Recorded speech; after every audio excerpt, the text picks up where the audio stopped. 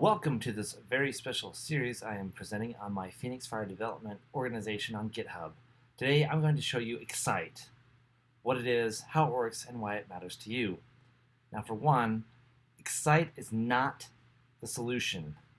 It's designed to show you the pattern of the solution. The Excite repository is a Rails 5.1.7 skeleton application wherein I have tricked out and customized the generators. What is the point of this? Well, as a Rails developer, you want to work quickly, you want to work efficiently. One of the things that we know that Rails does is to use patterns. One of those patterns being the template pattern. When you invoke a generator or run certain tasks within Rails, it follows a pattern. If you generate a controller scaffold, it will create a controller spec, a routing spec, along with other views and necessary files for that. The main ways in which I increase efficiency in my daily workflow, and especially with testing things on the side, is that I have several skeletons that I can pull from, which are fully generated Rails apps, wherein all I have to do is go in, rename a couple of things, disconnect the Git repository, and create a new one, and I'm ready to go.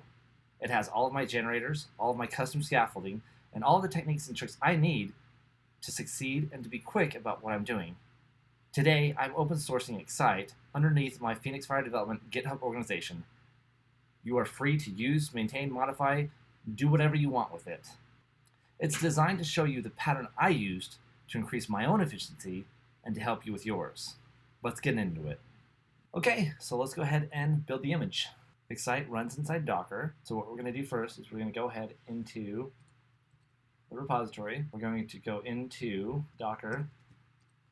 And then we're going to notice that there's a Docker file and a Docker compose file. So what we want to do is we want to say Docker compose build force rm site. This will build the image and delete any intermediate containers if it fails. So we're going to let that run. So you can see right here, this is when we did Docker compose build, right? It did all of the steps to build the system image and then installed the bundle like it should, build all the gems, and then it did its post-install hook from bundle, and then it has copied everything over to the container that we'll need in order to start Excite latest.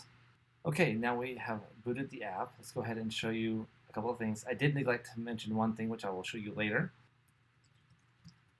So I'm going to go ahead and log in like I would normally.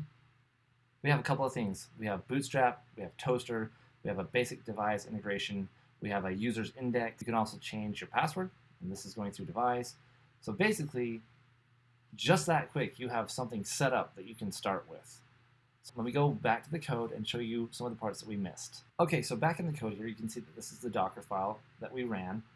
We were running at this time on Rails 2.6.4. This is probably be out of date by the time you see this. It does just basic stuff. It's a basic Ruby Docker container.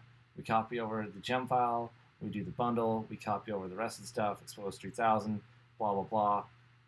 We have a compose file, of course, to mount a bundle cache. And we also have this entry point script that runs. It's in the root here. This is to nuke the server.pid in case the app crashes and it's still running and whatever. And it will also do the setup if that needs to happen. And then you'll notice there's also this .secrets.env file. This is your environment variable secrets, and I will show you the example file here. This will set up some of the secrets that get passed into the build container as well as the run container. We set the environment variables for bundler. We also set the Maria DB root password here. As you can see, that also gets passed into Maria here, into the Excite database. And then we also have this, which is a default one. This information here actually gets pulled into DB seeds, which is run as part of the entry point for DB setup. So if we go into DB seeds, you'll notice that it's pulling it in from the environment to create that default user. So what you would do is you would come into Docker, you would take secrets.env.example, copy it over to .secrets.env, rename these values for the username and also your password. Could be anything, doesn't matter what it is, just gotta have something. And then it would build that user. So that's basically it. I'm going to show you some more stuff in the next segment for why this stuff matters. So the main secret of Excite is tricking out your workflow, tricking out your generators, knowing what it is that you want to do essentially beforehand. By using the power of patterns, you can make your workflow faster because you're going to do the same thing probably 95% in the same way that you've done it in previous times. So let's go actually into the code here.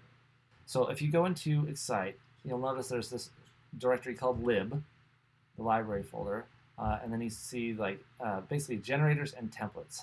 So in any Ruby gem, you can basically override files and folders that are inside the gem if you place them in the same place in your gem or in your library, right? So inside Active Record or inside Rails, there's an Active Record folder called templates, Active Record model, right? So this is another pattern where it's overriding, right?